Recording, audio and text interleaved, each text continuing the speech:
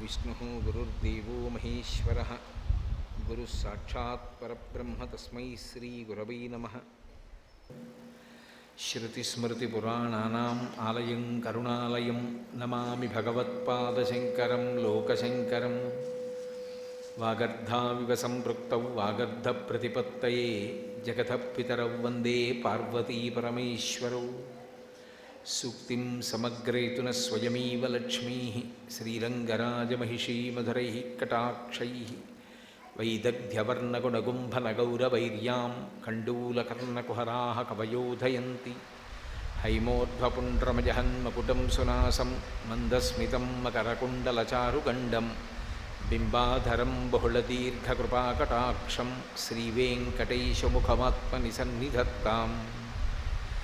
विमलपटी कमलकुटी पुस्तकरुद्राक्षसस्तहस्तपुटी कामाक्षी पक्ष्मलाक्षी कलितविपञ्ची विभासि वैरिञ्ची। मनोजवं मरुततुल्यवेगं जितेन्द्रियं बुद्धिमतां वरिष्ठं वातात्मजं वनरयूथमुख्यं श्रीरामदूतं शिरसा नमामि। आपदामपहर्तारं दातारं सर्वसम्पदां लोकाभिरामं श्रीरामं भूयो भूयो नमाम्यहम्। हरि ओं। పరమేశ్వర స్వరూపమైన సభకి నమస్కారం. మనకి దేవి భాగవతంలో వ్యాస భగవానుడు ఒక మాట అంటాడు, కాళూహి బలవాన్ కర్త సతతం సుఖదుఃఖయో నరాణాం పరతంత్రాణం పుణ్యపాపానుయోగత అంటాడు. కాళూహి బలవాన్ కర్త, కాలము పరమ బలవత్తరమైనటువంటి స్వరూపము, అది ఎవ్వరి కొరకు ఆగదు. ఆ కాలము ప్రవాహము కింద నడిచి వెళ్ళిపోతుంది. కాలప్రవాహమునకు వెనక్కి తిరిగి రావడం అనేటటువంటిది ఉండదు. ఒకసారి కాలము కానీ వెళ్ళిపోయిందా, ఇక వెళ్ళిపోయినటువంటి కాలము మళ్ళీ తిరిగి వెనక్కి వచ్చుట అన్నమాట ఉండదు. అందుకే ప్రత్యాయాంతిగతాః పునర్నదివసాః కాలో జగద్భక్షకః లక్ష్మీస్తోయతరంగభంగచపలా విద్యుచ్చలం జీవితం తస్మాన్ మాం శరణాగతిం కరుణయా త్వం రక్ష రక్షాధునా అంటారు శంకర భగవత్పాదులు. సూర్యోదయ సూర్యాస్తమయముల యందు పరమేశ్వరుడు ఆయుర్దాయాన్ని గ్రసించేస్తూ ఉంటాడు. ఆ కాలమునందే మనం చేసినటువంటి పాపపుణ్యములకు ఫలితాన్ని పరమేశ్వరుడు ఇస్తాడు. ఇవాళ మన జీవుడికి జ్ఞాపకం ఉండకపోవచ్చు చేసినటువంటి పాపమేమి చేసిన పుణ్యమేమి అన్నది. కానీ గత జన్మలలో జీవుడు చేసినటువంటి పాపపుణ్యములు ఏవి ఉన్నాయో వాటిని దృష్టిలో పెట్టుకొని ఆ పాపం పోవాలి అంటే దుఃఖం అనుభవించాలి, పుణ్యం పోవాలి అంటే సుఖం అనుభవించాలి. పాపము పుణ్యము రెండూ కూడా పూర్తిగా లేకుండా పోయిన తరువాత పరమభక్తితో కూడినటువంటి కర్మాచరణము చేత ప్రీతి పొందినటువంటి భగవంతుని యొక్క విశేషమైన అనుగ్రహము వలన జ్ఞానం అంకురిస్తే ఆ జ్ఞానము వలన ఇక మళ్ళీ పుట్టవలసినటువంటి అవసరం లేని పునరావృత్తి రహిత శాశ్వత శివసాయుజ్య స్థితిని మనిషి చేరుకుంటాడు. కాబట్టి గత జన్మలలో ఏవో పాపములు చేసిన ఉంటాయి. ఆ పాపములు పోవాలంటే ఏదో దుఃఖం అనుభవించాలి. గత జన్మలో నేను ఎప్పుడూ ఎవరికీ ఏదీ పెట్టింది లేదనుకోండి, ఈ జన్మలో నేను కూడా ఎప్పుడూ చెయ్యి చాపవలసి ఉంటుంది తప్ప నేను ఒకరికి పెట్టగలిగినటువంటి అధికారాన్ని పొంది ఉండను.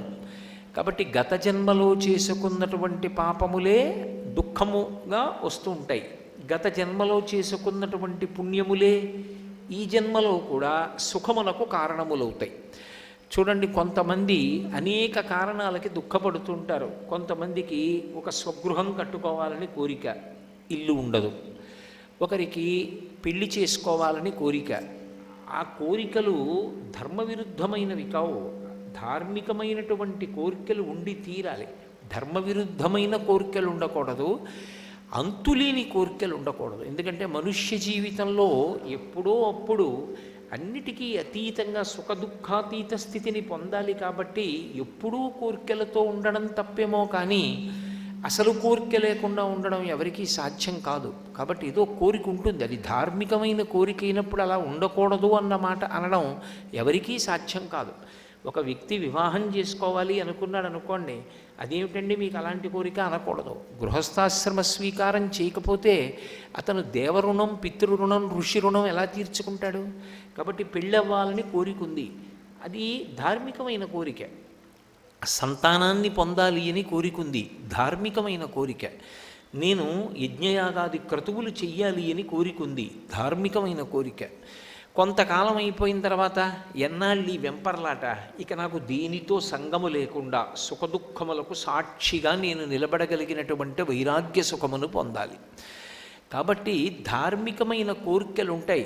ఆ కోరిక తీరకపోవడం చేత కలిగినటువంటి బాధ ఏది ఉంటుందో ఆ బాధ మనసు చేత అనుభవింపబడుతుంది. మీరు ఆ విషయాన్ని కొంచెం పరాకుగా గమనించాలి. అన్ని బాధలు శరీరము చేత మాత్రమే పొందబడవు. ఏదో ఒక ధార్మికమైన కోరిక తీరలేదనుకోండి, నాకు సంతానం కలగాలి అని ఒక వ్యక్తి కోరుకున్నాడు, ఆయనకి సంతానం కలగలేదు. ఇప్పుడు ఆయనకి బయట దెబ్బలేం ఉండవు, ఏదో రక్తం కారుతోందని చెప్పడానికి ఏం ఉండదు, కానీ ఎప్పుడూ దిగులుగా ఉంటాడు, మనసు బాధపడుతూ ఉంటుంది. అయ్యో నాకు ఒక ధార్మికమైన కోరిక తీరలేదు, నేను సంతానాన్ని పొందలేకపోయాను. ఇప్పుడు కొన్ని కోరికలు మనసు మీద ప్రభావం చూపించి మనసులో దుఃఖం పొందేటట్టుగా చేస్తాయి. కొన్ని ఉన్నవి జారిపోయి దుఃఖాన్ని ఇస్తాయి. ఏదో ఒకడికి చాలా ఐశ్వర్యం ఉంది, అనేక నగలు పెట్టుకుంటూ ఉండేవాడు, కానీ ఒకరోజు రాత్రి దొంగలు పడి నగలన్నీ ఎత్తుకుపోయారు. ఇప్పుడు ఉన్నది జారిపోయింది, బాధేనా కాదా? కోరుకున్నది రాలేదు, బాధే. ఒక్కొక్కసారి శరీరానికి అనారోగ్యం వస్తుంది. పూర్వం ఎంత ఆరోగ్యంతో ఎంత సుఖంగా తిరిగేవాడో ఇప్పుడు అంత బాధ పొందుతుంటాడు. అనారోగ్యం అంటే పెద్ద ఏదో విశేషంగానే ఉండాలని భావించక్కర్లేదు. తినాలని ఆకలి వెయ్యకపోవడం, తింటే జీర్ణం అవ్వకపోవడం, పడుకుంటే నిద్ర పట్టకపోవడం, ఇవి చాలు శరీరం బాధపడిపోవడానికి. ఈ మూడిటి చేత శరీరం విశేషమైనటువంటి ఖేదాన్ని పొందుతుంది. ఇవన్నీ బాధలే.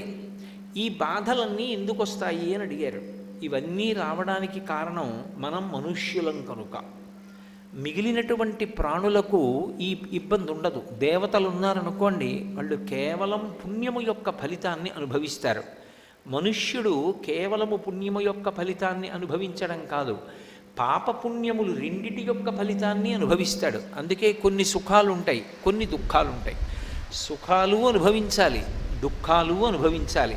కేవలం సుఖములు అనుభవించడము ఉండదు, కేవలం దుఃఖం అనుభవించడము ఉండదు. ఏదో ఒక సుఖం ఉంటుంది, ఒక దుఃఖం ఉంటుంది, రెండిటినీ కలిపి అనుభవిస్తూ ఉంటాడు. ఇందులో వచ్చేటటువంటి సమస్య ఏమిటంటే ఎవరూ కూడా దుఃఖం ఉండాలని కోరుకోరు. నేను దుఃఖంగా ఉందాం అని ఎవరైనా అడుగుతారా? ఎవరు అడగరు. కానీ దుఃఖం లేకుండా ఉండగలడా? ఉండలేడు. మరి ఆ దుఃఖాన్ని పోగొట్టుకోవడానికి మార్గం ఏమైనా ఉంటుందా? ఒకటి ఉంటుంది. ఏమిటది అంటే, ఎవడు జ్ఞాపకం పెట్టుకుని దీనికి ఫలితాన్ని ఇస్తున్నాడో వాడే చేసిన తప్పుని కూడా క్షమించాలి. నేను ఎప్పుడో గత జన్మలలో చేసినటువంటి పాపాన్ని జ్ఞాపకం పెట్టుకుని ఇప్పుడు నాకు దుఃఖాన్ని ఇస్తున్నవాడెవరు? పరమేశ్వరుడు. ఆ పరమేశ్వరుడు నేను చేసినటువంటి తప్పుని క్షమించాడు అనుకోండి, క్షమిస్తే ఇక నాకు దుఃఖం ఉండదు.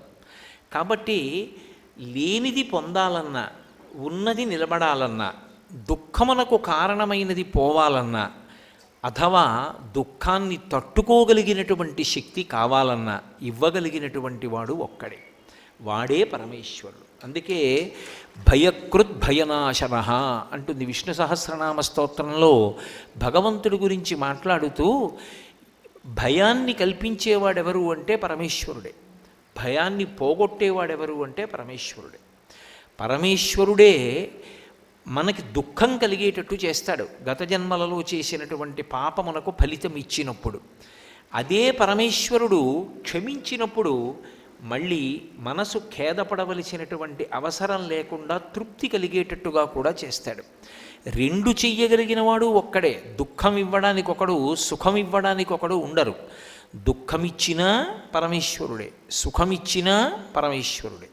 ఇది బాగా జ్ఞాపకం పెట్టుకోవాలి. అయినప్పుడు మనకి ఋషులు, దార్శనికులు వాళ్ళు ఏం చేశారంటే కాలమును విభాగం చేశారు. ఇలా కాలాన్ని విభాగం చెయ్యడం అనేటటువంటిది మీకు ఎక్కడా కనపడదు. ఒక అద్భుతమైన రీతిలో విభాగం చేశారు. ఒక సంవత్సరాన్ని ప్రమాణంగా తీసుకున్నారు. తీసుకుని ఉత్తరాయణము దక్షిణాయనము అని 6 నెలలుగా విభాగం చేశారు. ఇందులో దక్షిణాయనమంతా ఉపాసన కాలం, అంటే ఇప్పుడు ప్రారంభమైందే ఇదంతా ఉపాసన. ఉపాసన అంటే ఆసన అంటే కూర్చొనుట, ఉప అంటే దగ్గరగా, భగవంతుడి గురించి ఎక్కువగా ఆలోచించి పుణ్యకర్మలు చెయ్యడానికి యోగ్యమైనటువంటి కాలమేదో దానికి దక్షిణాయనమని పిలుస్తారు. దక్షిణాయనము ఉత్తరాయణము. దక్షిణాయనమంతా దేవతలకి రాత్రి, ఉత్తరాయణమంతా దేవతలకి పగలు. దేవతల దృష్టిలో మనకొక సంవత్సరం అయితే వాళ్ళకొక రోజు అవుతుంది. అందుకని ముందు ఒక సంవత్సరాన్ని ప్రమాణంగా తీసుకుంటారు. సంవత్సరం ఉత్తరాయణం దక్షిణాయనంగా విడిపోతుంది. మళ్ళీ ఈ దక్షిణాయనం ఉత్తరాయణం 12 నెలలుగా విడుతుంది. మళ్ళీ నెల ఒక ప్రమాణం. మళ్ళీ ఆ నెల శుక్లపక్షం కృష్ణపక్షంగా విడిపోతుంది. మళ్ళీ శుక్లపక్ష కృష్ణపక్షాల్లో ఒక రోజు ఒక తిథితో ఉంటుంది. మళ్ళీ ఆ రోజు రాత్రి పగలు అని 2గా విభాగం చెందుతుంది. మళ్ళీ ఈ రాత్రి పగలులో పగటిపూట, రాత్రిపూట నిద్రైపోతాం కాబట్టి పగటిపూట చేసేటటువంటి ఉపాసన తెల్లవారుజాము, మధ్యాహ్న కాలము, సాయంకాలము, ప్రదోష వేళ వరకు. ఇక చీకటి పడిపోయిన తర్వాత భోగకాలం కాబట్టి చీకటి పడిపోయిన తర్వాత ఉపాసన ఉండదు. ఎక్కడో విశేషమైనటువంటి ఉపాసనలు ఉంటాయి. శివోపాసన యందు అర్ధరాత్రి కూడా అభిషేకం ఉంది. అలాగే నరసింహస్వామి వారి యొక్క ఉపాసన యందు అర్ధరాత్రి కూడా ఆయన్ని పూజ చేసేటటువంటి విశేషం ఉంది. తప్ప సామాన్యంగా ఇక చీకటి పడిపోయిన తర్వాత ఉపాసన ఉండదు. కాబట్టి మళ్ళీ రోజుని దృష్టిలో పెట్టుకున్నప్పుడు ప్రాతకాలము, మధ్యాహ్నము, సాయంకాలము అని ఉపాసన విడిపోతుంది.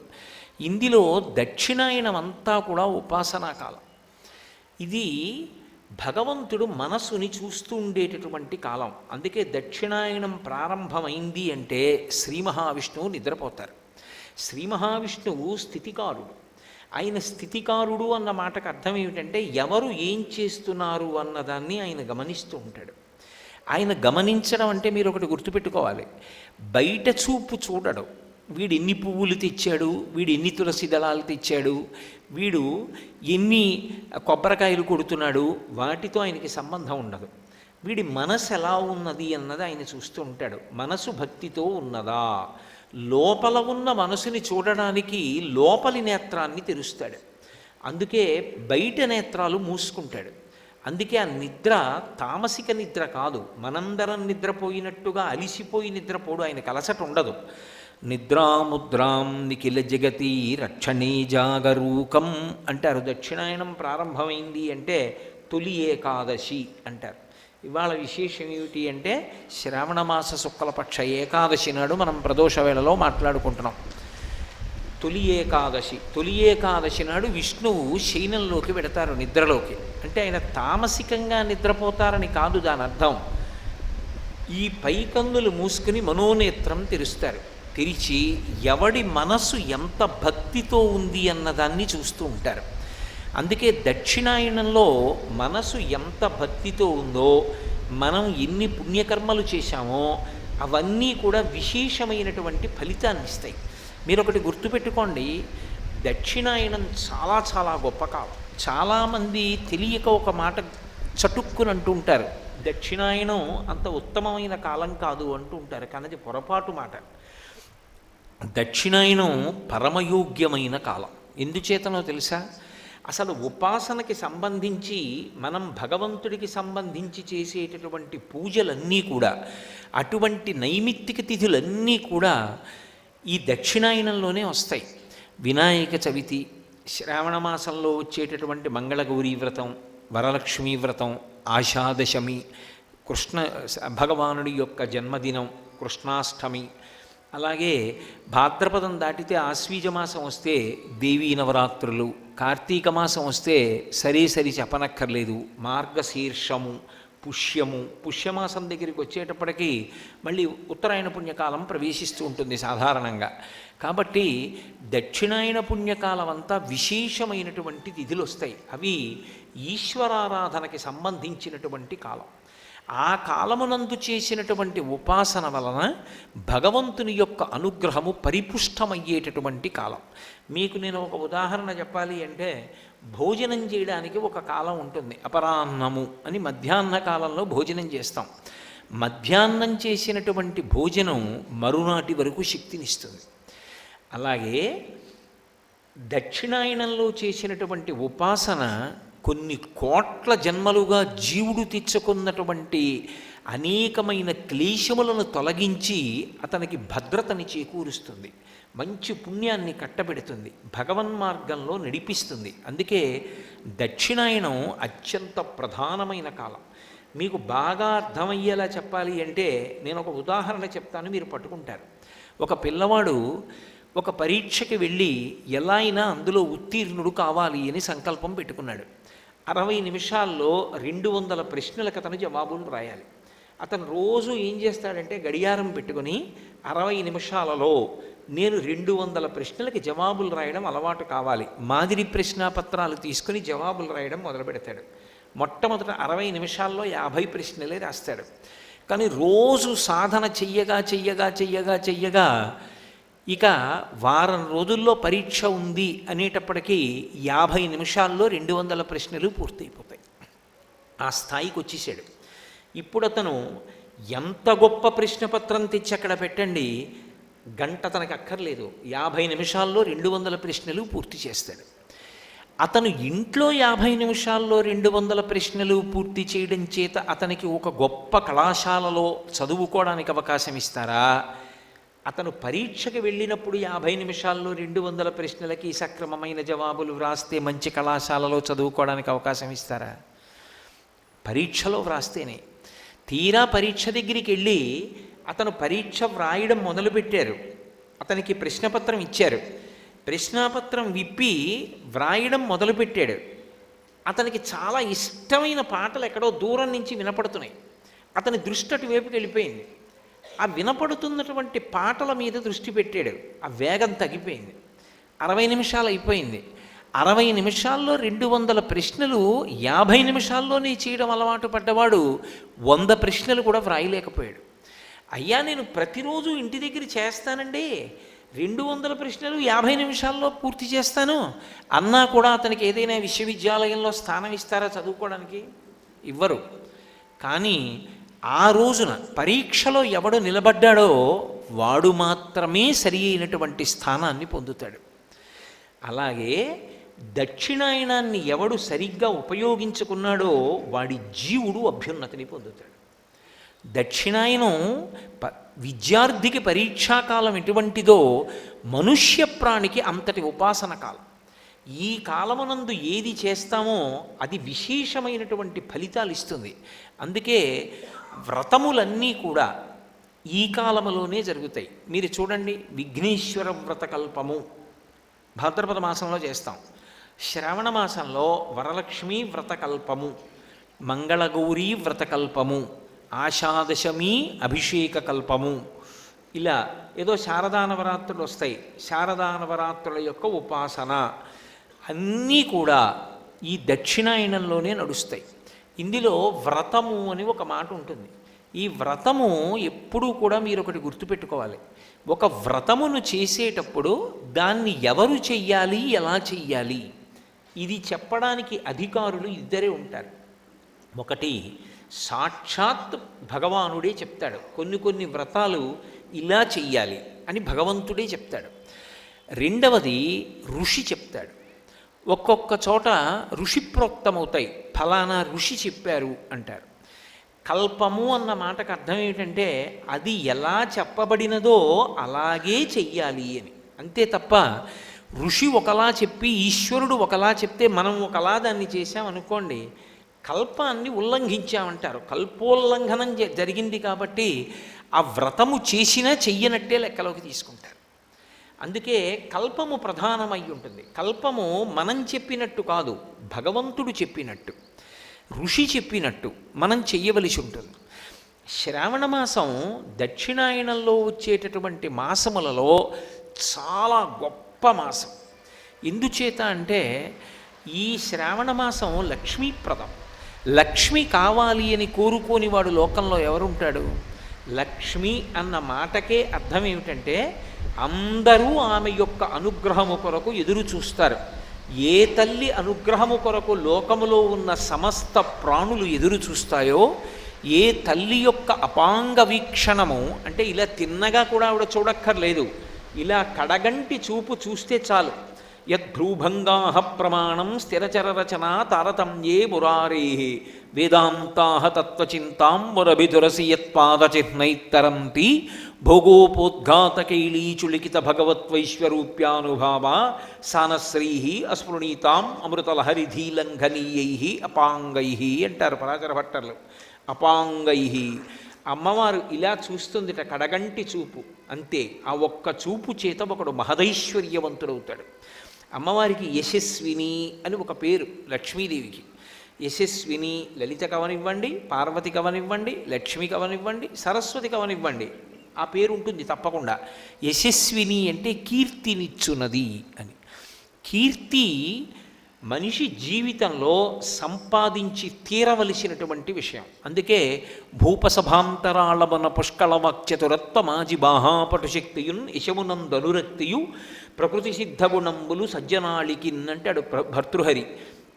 మంచి కీర్తితో నేను ఉండాలి అన్నది సద్బుద్ధి కలిగినటువంటి ఎవరికైనా ఆశయంగా ఉంటుంది. అటువంటి కీర్తినివ్వగలిగినది ఎవరు అంటే అమ్మవారు. అటువంటి లక్ష్మీదేవి యొక్క కటాక్షాన్ని పొందడానికి అన్ని విధముల యోగ్యమైనటువంటి కాలం ఏది అంటే శ్రావణ మాసమే.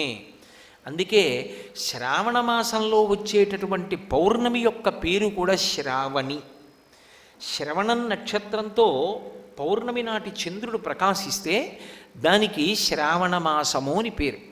శ్రావణ మాసానికి ఒక విశేషమైనటువంటి లక్షణం. ఈ శ్రావణ మాసంలోనే పౌర్ణమి తిథి నాడు యజ్ఞోపవీతం వేసుకుని ఈ విద్యార్థులందరూ కూడా వేదం చదువుకోవడం మొదలు పెడతారు. ఉపాకర్మ అని వేదాధ్యయనం ప్రారంభం చేస్తారు. ఈ కాలమే అన్ని విధములైనటువంటి ఐశ్వర్యములు ఇవ్వడానికి కారణమవుతుంది. చాలా తేలికైనటువంటి విధానంతో విశేషమైనటువంటి ఫలితాల్ని కురిపించేస్తుంది. ఈ కాలమే ప్రధానముగా సౌభాగ్యాన్ని, సంతానాన్ని కాపాడుకోవడానికి యోగ్యమైనటువంటి కాలమై ఉంటుంది. అందుకే మీరు చూడండి, శ్రావణ మాసంలో వచ్చేటటువంటి నక్షత్రం శ్రవణం నక్షత్రంతో చంద్రుడు కలిస్తే ఆ శ్రవణం నక్షత్రం విష్ణు తారకం. శ్రవణం నక్షత్రం శ్రీ వెంకటేశ్వర స్వామి వారిది. శ్రవణం నక్షత్రం విష్ణు తారకమైనది కాబట్టి అది స్థితికారకత్వంతో ఉంటుంది. అంటే రక్షణ శక్తిని ప్రసరణం చేస్తుంటుంది ఎప్పుడు. అంత విశేషమైన కాలం. ఈ కాలంలో శుక్లపక్షంలో వచ్చేటటువంటి పంచమి గరుడ పంచమి, నాగపంచమి అని రెండు పేర్లతో పిలువబడుతుంది. అవి రెండు విరుద్ధ ప్రాణులు. గరుడు ఎక్కడుంటాడో అక్కడ పాము ఉండదు. పాము ఎక్కడుంటుందో అక్కడ గరుడు వస్తే దాన్ని చీల్చేస్తాడు. అవి రెండు పరస్పర శత్రుత్వం కలిగినటువంటి ప్రాణులు. అటువంటి రెండు ప్రాణుల యొక్క ఉపాసనకి సంబంధించినటువంటి తిథి నాగపంచమి లేదా గరుడ పంచమి. అదేమిటి అలా ఎందుకు వస్తుంది శ్రావణ మాసంలో? అసలు చాలా జాగ్రత్తగా మీరు ఆలోచన చేస్తే పామును పూజించుట అన్న మాటని జాగ్రత్తగా అర్థం చేసుకోవాలి. పాముని పూజించుట అంటే కేవలం లౌకికంగా పాముని పూజించుట అన్న వరకు మాత్రమే పరిమితమైపోదు. పాము నాగదేవతగా తత్ అధిష్టానమైనటువంటి దేవతకి కొన్ని విశేషమైనటువంటి శక్తులు ఉంటాయి. అవి సంతానకారకములవుతాయి. అందుకే సాధారణంగా సంతానం కలగకపోతే దోషం ఎక్కడుంది అంటే ఏదో నాగదోషం ఉంది అని నిర్ధారణ చేస్తూ ఉంటారు. అథవా అలా కాకపోతే సుబ్రహ్మణ్యేశ్వర స్వామి వారి యొక్క అనుగ్రహం చేత సంతానం కలుగుతుంది అని. సుబ్రహ్మణ్యుడు జంటనాగులుగా ఎక్కువగా దర్శనమిస్తూ ఉంటాడు. దేవాలయాల్లో కూడా ఊర్ధ్వముఖంగా ఉన్నటువంటి పెనవేసుకున్న జంటనాగులుగా పూజింపబడుతూ ఉంటాడు. ఈ నాగస్వరూపం అనేక కారణాల చేత పూజింపబడుతుంది. పాము దానిలో ఉన్నటువంటి విషము వలన భయకారకము. అలాగే పాము ఎప్పుడూ కూడా కిందకి వెళ్ళిపోతుంది. మీరు చూడండి, భూమికి అడ్డంగా పాకుతుంది, కలుగులోకి వెళ్ళిపోతుంది, కిందకి వెళ్ళిపోతుంది తప్ప పాము పైకి లేచి నిలబడదు. కానీ పాముల యందు కొన్ని ఉత్తమమైనటువంటి నాగులు ఉంటాయి, చాలా విశేషమైన శక్తి కలిగినటువంటి నాగులు. అవి ఒక కర్ర ఎలా నిలబడుతుందో అలా నిలబడుతుంది. ఒకానొకప్పుడు అకస్మాత్తుగా అనుకోకుండా అలా జరుగుతుంది అని నేను సిద్ధంగా లేనటువంటి సమయంలో, నేను ఒక కారులో వెళ్ళిపోతుండగా ఒకానొక కారణం చేత ముందు వెళ్ళినటువంటి కారు దాని తోకకి తగిలిన కారణం చేత కోపం వచ్చి వెనక్కి తిరిగి అలా కర్ర పుల్లలా నించున్నటువంటి పావును ఒకసారి నేను చూశాను. అది కర్ర ఎలా నించుంటుందో అలా నిలబడుతుంది ఒక్క క్షణం. పావుకి అలా నిలబడే శక్తి ఉంటుంది. మనిషి తనలో ఉన్నటువంటి తేజస్సు క్షయమైపోకుండా చూసుకోవాలి. మంగళాశాసనపరై పదాచార్య పురోగమై సర్వైశ్చ పూర్వైరాచార్యై సత్కృతాయాస్తు మంగళం. మంగళం కోసలేంద్రాయ మహనీయ గుణాత్మనే చక్రవర్తి తనూజాయ సర్వభౌమాయ మంగళం. ఉమాకాంతాయ కాంతాయ కామితార్థప్రదాయినే శ్రీగిరీశాయ దేవాయ మలినాథాయ మంగళం. సర్వం శ్రీ ఉమామహేశ్వర పరబ్రహ్మార్పణమస్తు. స్వస్తి.